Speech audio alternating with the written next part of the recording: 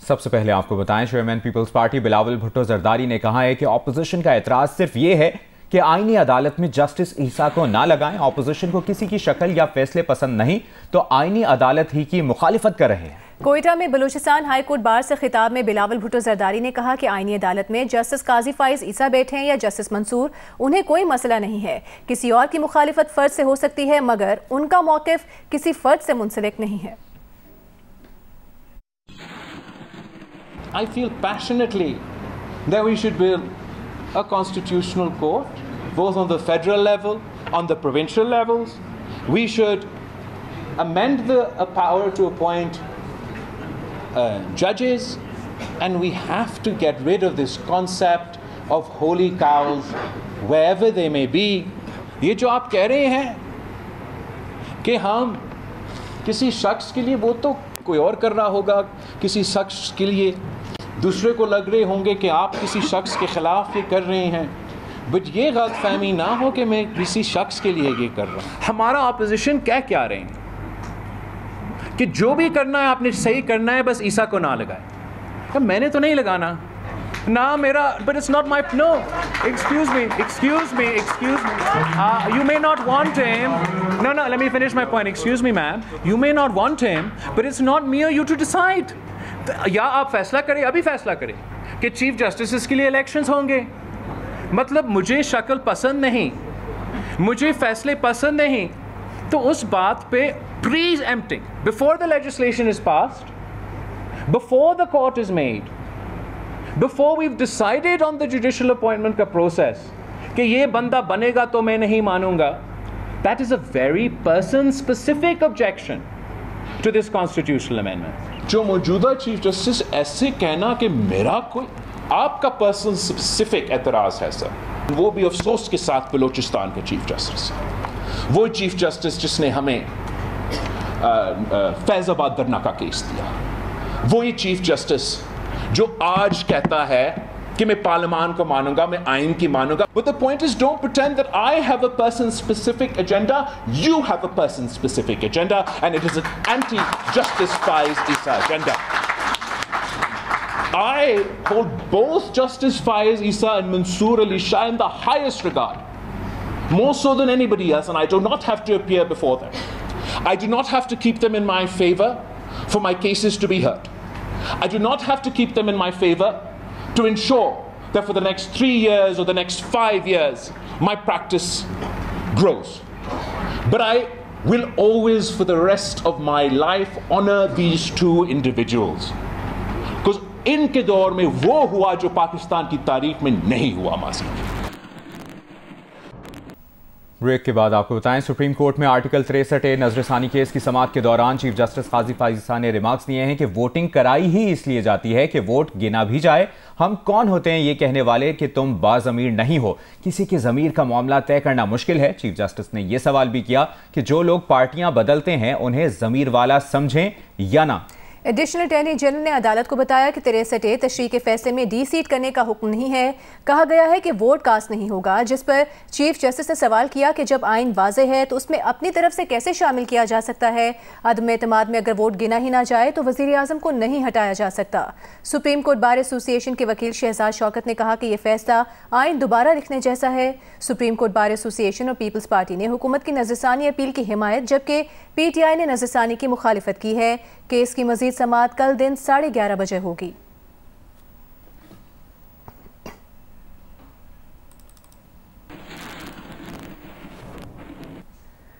63A नजरसानी case सुनने वाले 5 रुकनी bench में जस्टिस मुनीब अख्तर की जगह जस्टिस नईम अख्तर अफगान को शामिल कर लिया गया। चीफ जस्टिस की ज़ेर सदारत जजेस कमेटी के इजलास के बाद जारी मिनट्स के मुताबिक जस्टिस मुनीब अख्तर ने बेंच में बैठने के लिए वजूहात के साथ अदम दस्तयाबी का इजहार किया। जस्टिस मंसूर अली शाह ने जजेस कमेटी के इजलास में शिरकत नहीं की।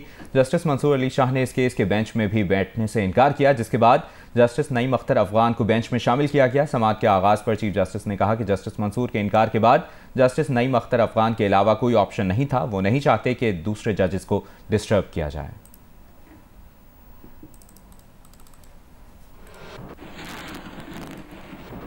बैरिस्टर अली जफर का कहना है कि कल वो सुप्रीम कोर्ट के सामने अपने दलाइल रखेंगे। उम्मीद है अदालत बेंच की तश्कील पर उनके दलाइल से मुत्तफिक हो जाएगी। कॉन्फ्लिक्ट ऑफ इंटरेस्ट का मतलब ये होता है कि आप जिस चीज़ का फ़ैसला करने जा रहे हैं वो आपको फ़ैसला नहीं करना चाहिए, क्योंकि उस फ़ैसले से या उस फ़ैसले का जो भी नतीजा होता है उससे आपको नुकसान या फ़ायदा होता है। ये कॉन्फ्लिक्ट ऑफ इंटरेस्ट का मतलब है आसान अल्फाज में। मैं जो बहस करूँगा कल और जो मैं पॉइंट्स रेज़ करूँगा वो कानून, आइन और मंतक पे बेस्ड होंगे।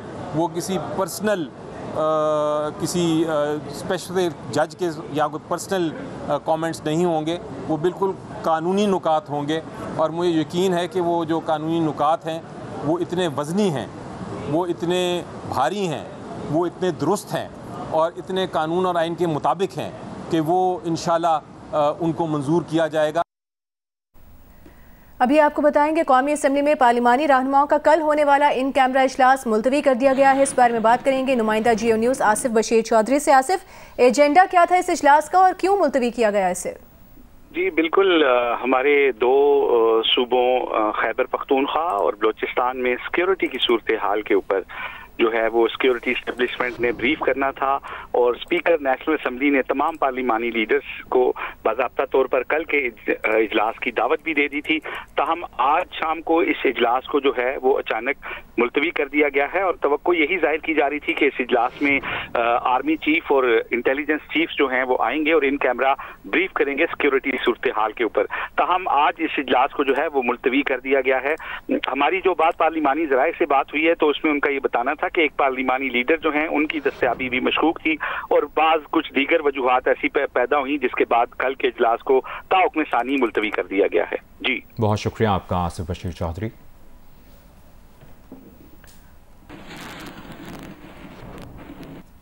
पेशावर हाई कोर्ट ने अमल वली की दहशतगर्दों की दोबारा आबादकारी के खिलाफ दरखास्त खारिज कर दी। सरबरा ANP ने दहशतगर्दों की आबादकारी के जिम्मेदारों के तयन के लिए कमीशन बनाने की इस्तदा की थी। जस्टिस SM अतीक और जस्टिस साहिबजादा असदुल्ला पर मुश्तमिल बेंच ने महफूज फैसला सुनाया।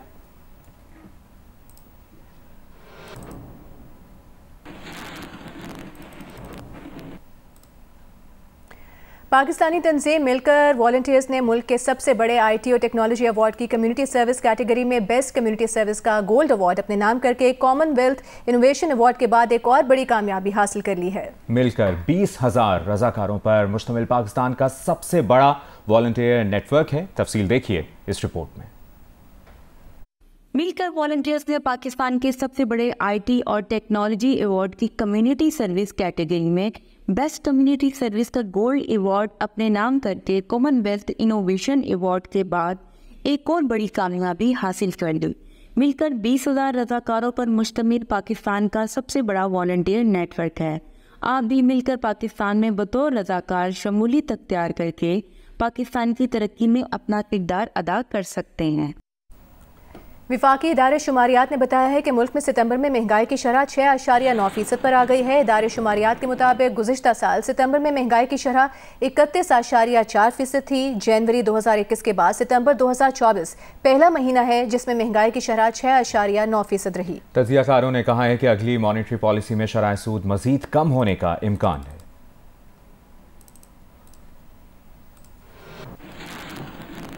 वफाकी वज़ीर इत्तलाआत अता तारड़ ने कहा है कि दुनिया पाकिस्तान की मईशत में तेज़ी से आने वाली बेहतरी का एतराफ़ कर रही है। सितंबर में महंगाई की शरह 6.9% पर आना बड़ा कारनामा है। इस्लामाबाद में प्रेस कॉन्फ्रेंस के दौरान उन्होंने ये भी कहा कि मुस्तकबिल में महंगाई मजीद कम होगी। शरह सूद में कमी से सरमायाकारी में इजाफा हुआ है।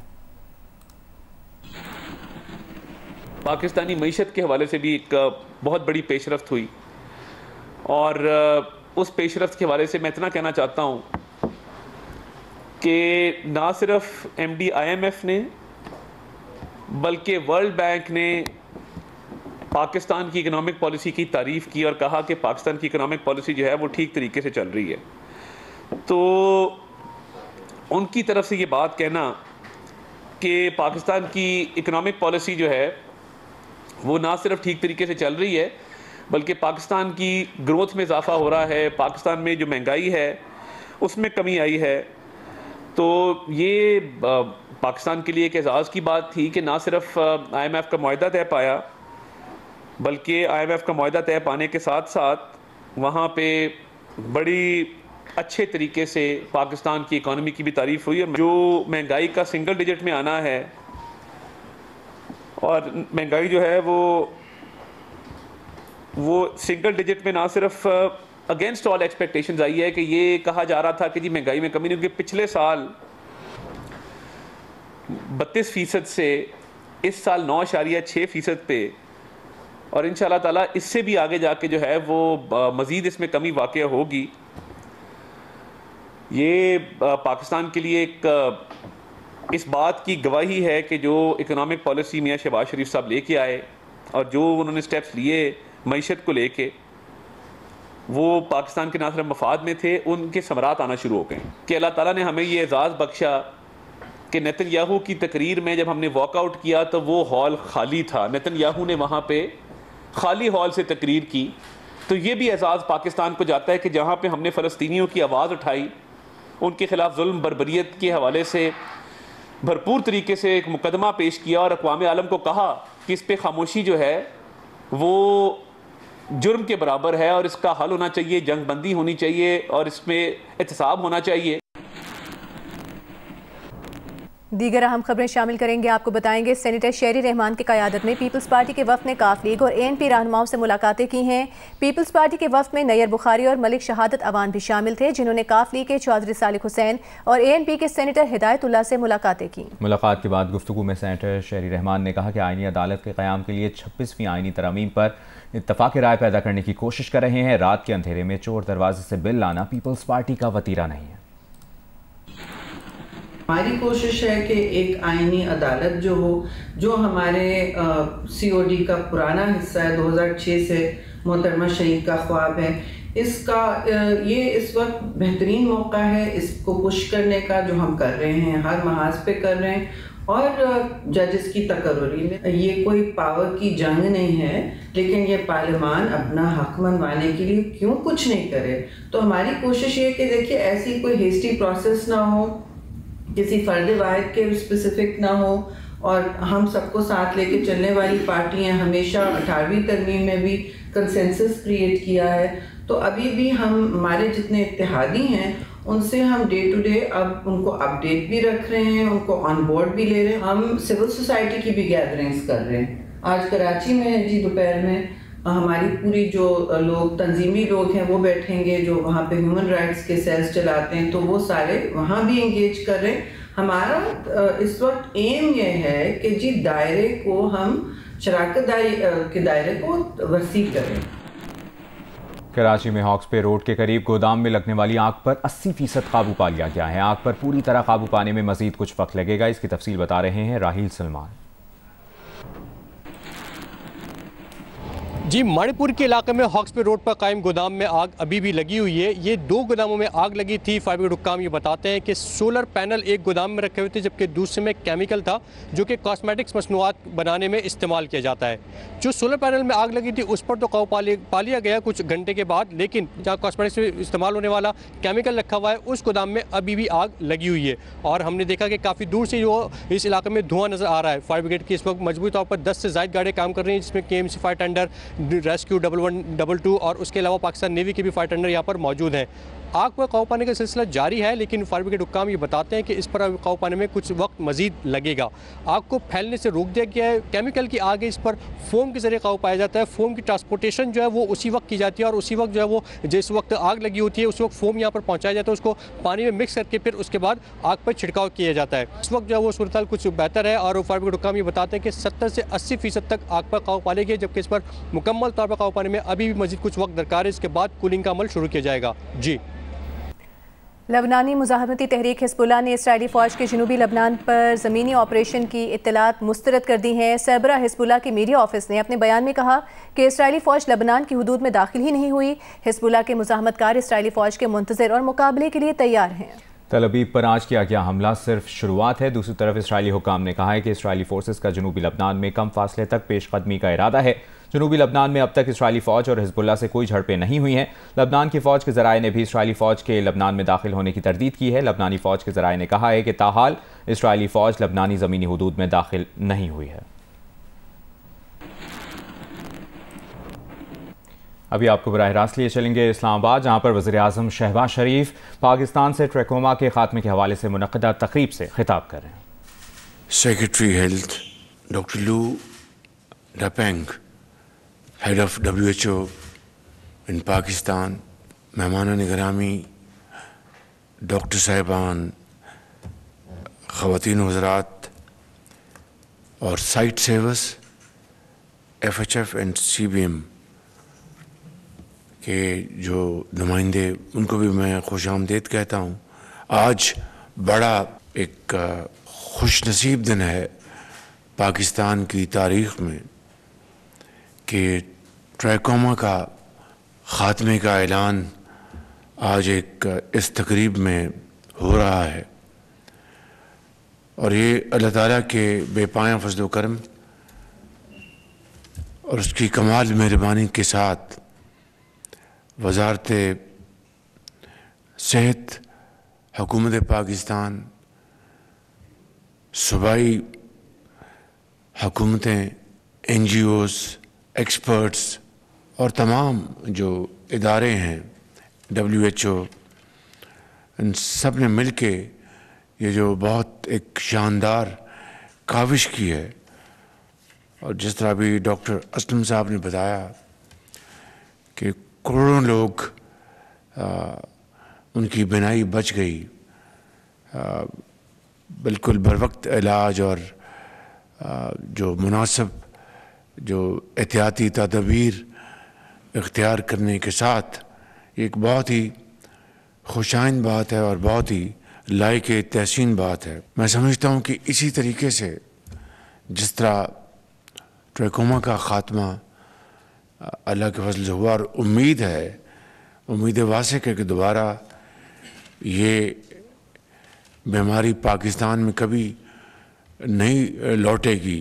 इसके लिए जो भी प्रिवेंटिव मेजर्स हैं उनको हमें हमेशा इन प्लेस रखना होगा और सुपरविजन और चेक एंड बैलेंस जो है वो बहुत मौसर रखना होगा।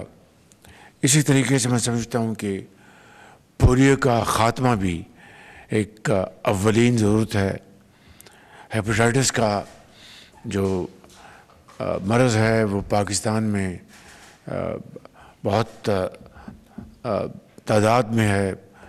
हमने पंजाब में इसका बड़ा मौसर आगाज़ किया था और उम्मीद है कि अब वज़ीर आला पंजाब मरीम नवाज़ साहिबा की सरबराही में ये प्रोग्राम तेज़ी से आगे रवां दवा होगा और दूसरे सूबों में भी दर्जा बदर्जा इसके ऊपर भरपूर काम हो रहा होगा। और वफाकी हुकूमत इसके लिए अपने ताईं भरपूर जो ताउन है वो हम बिल्कुल उसके लिए हाज़िर हैं। और मैं समझता हूँ कि आज ये जो सर्टिफिकेट जो मुझे अभी दिया है WHO के पाकिस्तान के जो नुमाइंदे हैं, ये इस बात की तस्दीक है आपकी कमिटमेंट की, आपकी मेहनत की। मैं आपको दिल की अथाह गहराइयों से मैं खराज तहसीन पेश करना चाहता हूँ। आप सबका शुक्रिया अदा करना चाहता हूँ कि इसी तरीके से हम पाकिस्तान को दूसरे तमाम मैदानों में अज़मत से हम किनार करवा सकते हैं, कामयाबियों से हम किनार करवा सकते हैं। शर्त यह है कि हम अपने आप को इन चैलेंजेस के लिए तैयार करें। इसके लिए पूरी तरह हमारी जो टेक्निकल कैपेसिटी, एक्सपर्टीज़ वो हमारे पास पूरी तरह अवेलेबल हो और जो महकमे हैं, जो अफसरान हैं, जो डॉक्टर्स हैं, जो फील्ड ऑफिसर्स हैं, वो सारे के सारे मिलकर यकजां दो कालिब की तरह वो अगर काम करेंगे तो जिस तरह ट्रैकोमा में हमें अल्लाह ताला ने कामयाबी बख्शी है, इसी तरीके से ज़िंदगी के हर शोबे में हमें कामयाबी मिल सकती है। मैं आखिर में आप सबका एक मरतबा फिर शुक्रिया अदा करता हूँ। डॉक्टर भरत साहब की खिदमत में गुजारिश है और सेक्रेटरी साहब की भी कि मेहरबानी करके जो मनसूबे वफाक में हमने जिनको कंसीव किया है उनको फिल फॉर उसके ऊपर भरपूर तरीके से आगे लेके जाया जाए ताकि इस मुल्क के अवाम को आपकी इस पोजीशन पर जो आपकी तैनाती है उसका भरपूर उनको फ़ायदा मिले और वो आपके हक़ में दुआएं करें। In the end, I'd like to thank you again, WHO and Site Savers, FHF and CBM reps. Thank you very much for your generous contribution, which has made us to celebrate today eradication of trachoma in Pakistan. It's a great achievement. God bless you. तकरीब से खिताब करें। पाकिस्तान,